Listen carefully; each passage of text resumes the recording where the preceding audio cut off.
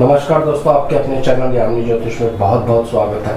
आज एक और नई कुछ विधियां आपको यहाँ बताने जा रहा हूँ, कोई नई टेक्निक्स आपके साथ साझा करने जा रहा हूँ। तो मेरा आग्रह है सबसे वीडियो को बहुत आराम से देखें। मैं बीच बीच में मिक्स करके जो टेक्निक्स है वो बताऊँगा। तो जो लोग ज्योतिष के विद्यार्थी हैं इस वीडियो को ध्यान से देखें, बहुत ही एक महत्वपूर्ण जानकारी इसमें मैं देने जा रहा हूँ दोस्तों। तो वीडियो आरम्भ करने से पहले बहुत बहुत धन्यवाद जो लोग मेरा चैनल सब्सक्राइब कर रहे हैं। तो आइए वीडियो आरम्भ करते हैं। सबसे पहले बात करने जा रहा हूँ मैं सप्तम भाव में शनिदेव जब रहते हैं तो किस तरह से उनको देखा जाता है, कैसे उसका फलित करना है। मेरे पास एक क्वेरी आई थी मॉरिशियस से, उनका नाम नहीं बताने जा रहा हूँ। सप्तम भाव में जब शनि रहते हैं तो किसी ने उनको बहुत ज़्यादा डरा दिया कि यहाँ पे तो विवाह देरी से होता है या विवाह टूट जाता है, डाइवोर्स हो जाता है। तो एक चीज़ पहले आपको यहाँ समझ लेनी चाहिए, वो क्या है, वो है दिशा बल, दिग्बल जिसको कहा जाता है। जो षड्बल जब हम निकालते हैं उसमें ये चीज़ काम आती है। तो जिस भी ग्रह को दिशा बल प्राप्त हो जाता है वो ग्रह बली हो जाता है दोस्तों। लेकिन ये चीज़ आपको फिर नवांश में भी देखनी है। लगन कुंडली में तो आपने देख लिया कि सप्तम भाव में अगर शनिदेव है तो शनिदेव बली हो गए क्योंकि उनको दिशा बल जो है मिल जाता है। लेकिन नवांश में भी पहले शनिदेव को देखना पड़ेगा। अगर वहाँ पे भी वो बली हो जाते हैं तब लगन में बैठे हुए शनिदेव जो सप्तम भाव में है अत्यंत बलशाली ग्रह बन के वहाँ पे निकल कर आते हैं दोस्तों। तो ये शनिदेव जिस भाव में बैठेंगे उस भाव की वृद्धि करेंगे, यानी सप्तम भाव में बैठेंगे तो सप्तम भाव की भी वृद्धि करेंगे। और जिन ग्रहों पर दृष्टि डालेंगे, जिन भावों पर दृष्टि डालेंगे उन भावों को भी बली कर देंगे दोस्तों, उन ग्रहों को भी बल प्रदान करेंगे। तो ये बहुत ही गलत धारणा, बहुत से लोगों के मन में ये गलत धारणा है कि सप्तम भाव में शनिदेव मैरिज को डिस्ट्रॉय कर देते हैं, शादी को ख़राब कर देते हैं, डाइवोर्स कर देते हैं। ऐसा नहीं होता है। जब तक शनिदेव पर बहुत ज़्यादा पाप प्रभाव नहीं हो वो इस तरह का कोई भी कार्य नहीं करते हैं जिससे विवाह के बंधन में किसी तरह का तनाव या और किसी तरह की दिक्कत जो है उत्पन्न होती है। सिर्फ एक मेजर फैक्टर जो शनिदेव का है वो सप्तम भाव में जब रहते हैं आपके विचारधारा अपने पार्टनर से इतनी जल्दी नहीं मिल पाती है दोस्तों। विचारों में कमी रहना, ये सप्तम भाव में जब शनिदेव रहते हैं तो इस तरह का प्रभाव देखा जाता है। बहुत सी कुंडलियाँ मैंने देखी हैं सप्तम भाव में शनिदेव शुक्रदेव की राशि में हो या अपनी कुंभ राशि में विराजमान हो, 22-23 साल की आयु में ही विवाह हो जाता है। शनिदेव नवांश में अगर बहुत ज़्यादा बली हैं तो ये बहुत ही अच्छा एक कॉम्बिनेशन है। बहुत सी कुंडलियों पे मैंने अप्लाई भी किया है, जहाँ से मैंने ये सीखा है वो भी बहुत टेस्ट करने के बाद इस टेक्निक को जो है मेरे को बताते थे दोस्तों। तो शनिदेव अगर सप्तम में है किसी तरह से ऐसे भय या डरने की ज़रूरत नहीं होती है। पहले दूसरे ग्रहों का प्रभाव देखिए, क्या उस पर बहुत ज़्यादा पाप प्रभाव है तो फिर शनिदेव एक खराब रिजल्ट देते हैं। तो दिशा बल इसमें बहुत महत्वपूर्ण होता है। एक बार मैं जल्दी से यहाँ बता देता हूँ कि दिशा बल कैसे देखा जाता है। ये सप्तम भाव है, ये शनिदेव की दिशा मानी जाती है। यहाँ बैठे हुए शनिदेव अत्यंत बलशाली होते हैं दोस्तों। और ये सूर्य देव और मंगल देव की दिशा रहती है। अगर कुंडली में दशम भाव में मंगल देव रहते हैं या सूर्य देव रहते हैं तो उनको बहुत ज़्यादा बलवान ग्रह माना जाता है दोस्तों। खासकर मंगल देव जब दशम भाव में रहते हैं, पहला नियम यहाँ पे ये होता है कि मंगल देव दिशा बल उनको मिल जाता है। दिग्बल स्ट्रेंथ जिसको कहा जाता है, दिशा बल मंगल को 10वें भाव में मिलता है। और दूसरा सबसे बली केंद्र जो भाव होता है वो 10वां भाव ही होता है। इस पर ऑलरेडी मेरी एक वीडियो भी है जिस पे लगभग 1 लाख के व्यूज़ भी हैं, उस वीडियो को आप देख सकते हैं। ये केंद्र भाव होते हैं। तो इन भावों में सबसे बली केंद्र भाव जो होता है 10वां भाव होता है। यहाँ पे बैठे हुए कोई अच्छे ग्रह अपनी दशा अंतर्दशा में बहुत अच्छा परिणाम जो है वो दिखाते हैं, खासकर मंगल देव दोस्तों। इसी तरह से शुक्रदेव और चंद्रदेव चौथे घर में दिग्बली होते हैं। बुध देव और गुरुदेव लगन में दिग्बली होते हैं, राहु केतु को इसमें नहीं लिया जाता है दोस्तों।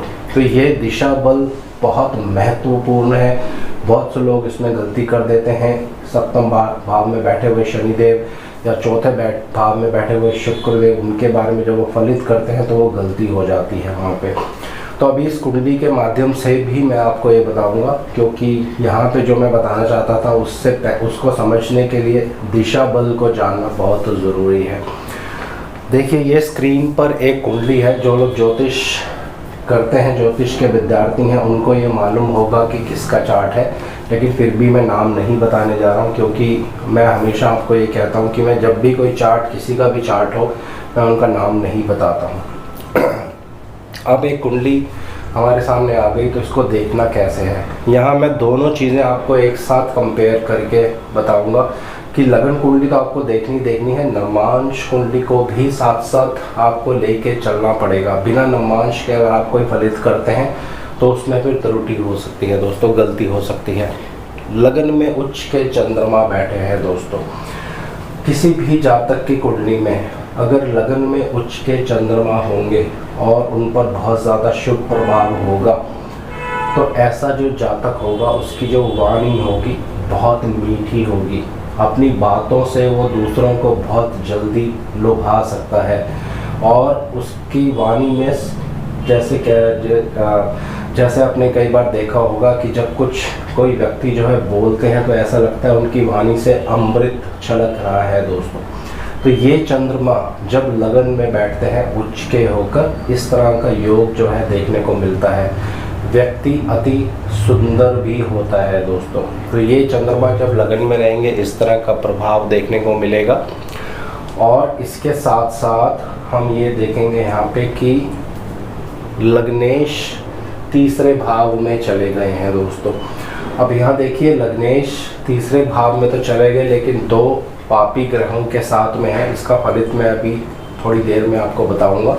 लेकिन यही लग्नेश देखिए नमांश कुंडली में बहुत ज़्यादा बल प्राप्त कर गए हैं अपने ही राशि में और पंचम भाव में दोस्तों। तो पंचम भाव में अपनी ही राशि में तो लग्नेश भी यहाँ पे बली हो गए हैं। इस तरह से आपको कुंडली को देखना होता है कि लगन के स्वामी लगन कुंडली में कहाँ पे हैं, फिर नमांश में क्या उन्होंने कितना ज़्यादा गेन कर लिया है, कितनी ज़्यादा उनकी बल में वृद्धि हो गई है। अब और आगे चलते हैं। इस कुंडली में बहुत से ऐसे योग हैं जो मैं आपको थोड़ा बताऊंगा, लेकिन जो लोग ज्योतिष के विद्यार्थी हैं उसको विस्तार में फिर वो अपने आप जो है इसको और इलेबोरेट कर सकते हैं और इसमें अपना टेक्निक्स लगा के इसको आप और एक्सपेंड कर सकते हैं। अब हम पहले बात करते हैं शनि देव की, जो मैंने आपको अभी थोड़ी देर पहले एक दिशा बल की विधि बताई थी। यहाँ देखिए शनिदेव दिशा बल प्राप्त कर चुके हैं। सप्तम भाव उनका अपना भाव होता है, लेकिन उसको देखने से पहले आपको नमांश में देख लेना है दोस्तों। क्या शनिदेव वहाँ भी बली हैं? अगर ये शनिदेव नमांश में कमज़ोर हो जाते हैं, पीड़ित हो जाते हैं, तो फिर उनके दिशा बल में कुछ कमी जो है वो अवश्य आ जाती है। यहाँ देखिए सप्तम भाव में शनिदेव हैं, नमांश में भी 8 नंबर राशि में है। और एक चीज़ यहाँ ध्यान से देखिए, ये 8 नंबर राशि का मतलब है अपनी दिशा की तरफ जा रहे हैं दोस्तों। ये एक नई चीज़ है जो मैं आपको यहाँ बताने जा रहा हूँ। कोई भी ग्रह जब कुंडली में कहीं भी विराजमान रहता है और वो अगले भाव की तरफ जब जा रहा होता है, अगर वो भाव उसकी दिशा का ही भाव होता है, जैसे शनिदेव छठे घर में है या शनिदेव बलगोत्तम हो गए हैं इसलिए बहुत बलशाली हैं और अपनी दिशा वाले भाव की तरफ ही जाने वाले हैं, तो ये शनिदेव बहुत ज़्यादा या बली माने जाएंगे दोस्तों। और उसका परिणाम क्या होगा? सप्तम भाव कुंडली का बहुत ज़्यादा बली हो जाएगा। और ये शनिदेव जहाँ जहाँ दृष्टि डालेंगे उन भावों के कारकत्वों में वृद्धि करेंगे दोस्तों। ये शनिदेव यहाँ दृष्टि डालते हैं, यहाँ डालेंगे, यहाँ डालेंगे, इन ग्रहों को भी यहाँ बल मिलने वाला है। यही मिस्टेक जो है बहुत से लोग यहाँ पे कर देते हैं कि शनिदेव सप्तम भाव में है तो विवाह में देरी होगी, विवाह टूट सकता है। ये इस तरह से आपको फलित करना है। अब देखिए, क्योंकि विवाह की यहाँ पे बात आ गई है, तो पत्नी के जो कारक होते हैं वो शुक्रदेव होते हैं दोस्तों। तो यहाँ देखिए, शुक्रदेव दो ऐसे ग्रहों के साथ हैं जिनमें अलगाववादी प्रभाव होता है। मंगल देव जो कुंडली के 12वें घर के स्वामी हैं और सप्तमेश भी हैं कुंडली में, और राहु देव जो कि एक अलगाववादी ग्रह जो है वो होते हैं दोस्तों। अब किसी का मुझे प्रश्न आया था, उनके प्रश्न का यहाँ मैं उत्तर देने जा रहा हूँ, ध्यान से आप सुन सकते हैं। शायद ऑस्ट्रेलिया में रहते हैं वो, जिनका मुझे कल व्हाट्सएप आया था। दूसरा विवाह 12वें घर से देखा जाता है दोस्तों। इसके पीछे लॉजिक क्या है ये मैं आपको बता देता हूँ। तीसरा व्यक्ति, जब आपका विवाह होता है उसके बीच में कोई तीसरा व्यक्ति जब आ जाता है, वो 12वें भाव से देखा जाता है दोस्तों। तो इसीलिए जब आप दूसरी मैरिज करते हैं या दूसरा विवाह करते हैं या लव अफेयर आपका हो जाता है शादी के बाद, तो 12वें घर से वो चीज़ देखी जाती है। जिस लड़की का जिस लड़के का डाइवोर्स हो जाता है, फिर 12वें घर से आप देखिए कि 12वें घर में कितना बल है, उसकी कोई दशा तो नहीं चल रही है, तो उस समय में फिर उनका दूसरा विवाह जो है होने का योग जो है बनकर सामने आता है। तो यहाँ देखिए, बहुत ध्यान से अगर आप देखेंगे, शुक्रदेव जो कि पत्नी के कारक हैं, ये पुरुष की कुंडली है, ये बैठे हैं 12वें घर के स्वामी के साथ। इसका मतलब ये है कि एक पत्नी के अलावा दूसरी पत्नी का भी योग यहाँ पे बनता है। किसी तीसरे व्यक्ति का इन्वॉल्वमेंट इन जो है जीवन में होने वाला है। तो ये राहु देव भी साथ में यहाँ युति कर रहे हैं, तो बिल्कुल कंफर्म हो जाता है। राहु देव क्या है, एक बाहरी ग्रह माने जाते हैं, विदेशी ग्रह। तो जब इस तरह से शुक्रदेव इन प्रभावों में आ जाते हैं, खासकर 12वें घर के जो स्वामी होते हैं उनके प्रभाव में आ जाते हैं शुक्रदेव, तो 100% अगर कुंडली में बाकी चीज़ें आपको दिख रही होंगी और सप्तमेश भी उसमें बीच में अगर आ जाता है, तो कहीं ना कहीं व्यक्ति एक पत्नी के अलावा दूसरी स्त्रियों के साथ भी उसके संबंध होते हैं दोस्तों। ये बहुत ही अच्छा योग है, इसको यहाँ पे आप स्टडी कर सकते हैं। यही शुक्रदेव नवमांश में भी देखेंगे तो पंचम भाव में है, जो रोमांस का भाव माना जाता है, प्रेम का भाव माना जाता है दोस्तों। तो दोनों चीज़ें आपको एक साथ देखनी है। दोनों चीज़ों में अगर आप ध्यान से देखेंगे, एक जैसे चीज़ें आपको अवश्य दिखेंगी दोस्तों। अब इस कुंडली में थोड़ा सा और एक चीज़ आपको बताता हूँ जो बहुत महत्वपूर्ण है। बहुत सी कुंडलियों पे आपको ये योग देखने को मिलेगा। बुध देव, जी हाँ, इस कुंडली में बुध देव जो है उच्च राशि में है। जो उनकी कन्या राशि होती है वहाँ पे बुध देव उच्च के होते हैं और पंचम भाव में है। जब भी एग्जॉल्टेड यानी उच्च के बुध देव पंचम भाव में रहते हैं, ये आपकी बुद्धि का भाव है, जहाँ से आप सोचते हैं, जहाँ से आप किसी कार्य को अंजाम देते हैं। तो यहाँ बैठे हुए बुध देव बुद्धि में तीव्रता लाते हैं दोस्तों। ऐसा जो व्यक्ति होगा ये बातों से लड़ाई करेगा, हाथ से लड़ाई करने वाला ये नहीं है। बातों से लड़ने के बाद ये दूसरे व्यक्ति को हरा देगा दोस्तों। इतना इसमें टैलेंट आ जाता है, क्योंकि बुद्धि जो है वाणी को भी दर्शाती है। और यहाँ चंद्रमा ही लगन में भी है, तो चंद्र कुंडली और लगन कुंडली एक ही हो गई है। तो लगन कुंडली चंद्र कुंडली से आप देखेंगे बुध वाणी के भी ग्रह यहाँ बन के आ रहे हैं। बुध दूसरे घर के स्वामी हैं दोस्तों। तो वाणी के स्वामी, बुद्धि के स्वामी पंचम भाव में ही उच्च के हो गए हैं। तो ऐसा व्यक्ति बहुत ज़्यादा डिप्लोमेटिक होता है, बातों ही बातों में पॉलिटिक्स कर देगा और बातों ही बातों में सामने वाले को वो इतना घुमा देगा कि उसकी बातों में वो आ जाएगा और जो वो कार्य करना चाहता है वो उससे वो कार्य आराम से करवा लेगा दोस्तों। बुध देव में इतना टैलेंट होता है। जब ये उच्च के हो जाते हैं और पंचम भाव में आ जाते हैं, तो व्यक्ति के पास एक ऐसा टैलेंट होता है, ऐसा स्किल होता है, जिससे दूसरों को बोलने से जीतने में उसकी कला होती है दोस्तों। तो ये चीज़ यहाँ पे आप देख सकते हैं। अब यहाँ पे एक और चीज़ मैं आपको योग बता रहा हूँ।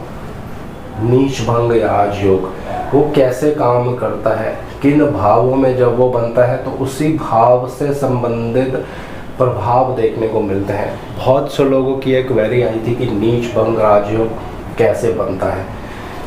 यहाँ मंगल देव नीच के हैं, नवमांश में भी मंगल देव नीच के हैं। तो पहले लगन कुंडली को हम देखते हैं। कोई भी ग्रह जब नीच का होता है तो आपको चंद्र कुंडली में देखना है क्या उसको नीच भंग देने वाला दूसरा जो ग्रह है वो चंद्रमा से केंद्र में है। तो यहाँ देखिए मंगल देव शनि देव की राशि में उच्च के होते हैं। तो अगर शनि देव चंद्र कुंडली में केंद्र में होंगे तो मंगल देव को नीच भंग अवश्य प्राप्त हो जाएगा। मंगल देव नीच के होते हैं कर्क राशि में। कर्क राशि के जो स्वामी हैं वो चंद्रदेव होते हैं दोस्तों। तो अगर चंद्रमा लगन में ही आके बैठ जाए, चंद्र कुंडली तो चंद्रमा से लगन में ही बनेगी और वो उच्च के हो जाए तो भी मंगल देव को या नीच भंग राजयोग जो है वो मिल जाता है दोस्तों। लेकिन क्योंकि चंद्र कुंडली एक जैसी ही बनती है इसलिए शनिदेव को यहाँ ज़्यादा महत्वता मिलेगी, क्योंकि शनिदेव की राशि में मंगल देव उच्च के होते हैं। तो ये केंद्र में आ गए तो इसलिए मंगल देव को यहाँ नीच भंग मिल गया है दोस्तों। लेकिन यहाँ पे एक चीज़ बहुत ध्यान से आपको देखनी है। बहुत से लोग यहाँ क्या मिस्टेक करते हैं, नीच भंग जिस भाव में मिलेगा उसी भाव की वृद्धि होती है दोस्तों। उसी भाव के जो कारकत्व होंगे उनमें वृद्धि हो जाएगी। यहाँ देखिए तीसरा भाव किस चीज़ का होता है? तीसरा भाव है आपके साहस का, आपके जोश का, जहाँ से आप मेहनत करते हैं, ये तीसरा भाव है। तो नीच भंग जो मंगल को मिला है वो तीसरे भाव में मिला है। साहस में वृद्धि कर देगा ये दोस्तों। और इस वृद्धि को कैसे देखना है, यहाँ देखिए 2-3 ग्रह मिलकर क्या कॉम्बिनेशन यहाँ पे बना रहे हैं। मंगल देव सप्तम भाव के स्वामी हैं, मार्केश।